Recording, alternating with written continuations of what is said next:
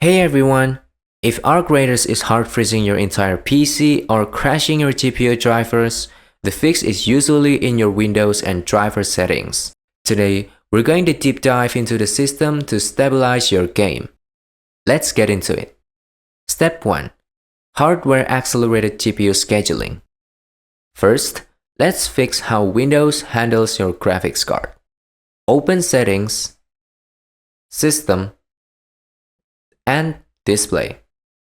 Scroll down to Graphics and click Change Default Graphics Settings.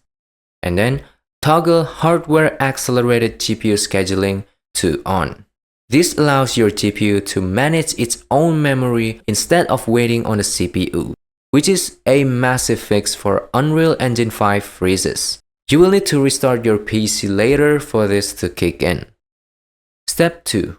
NVIDIA and AMD power settings. Your GPU might be lagging during load transitions, causing a crash.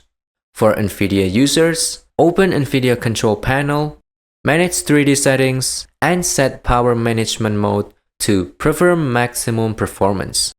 And for AMD users, open Adrenalin software. Go to Performance, Tuning, and set power limit to its maximum, or ensure your min frequency is within 100 MHz of your max frequency. This keeps your clock speed stable during intense firefights. Step 3. Shader cache and clean drivers. Finally, corrupted shaders are a huge cause of freezing. In your GPU software, find the option to reset shader cache. If you haven't updated your drivers recently, don't just update them. Use a tool like TDU or Display Driver Uninstaller to wipe the old ones completely before installing the latest game-ready driver. With your GPU and Windows now perfectly synced, those freezes should be fixed. I hope this helped you out, and I'll see you in the next one.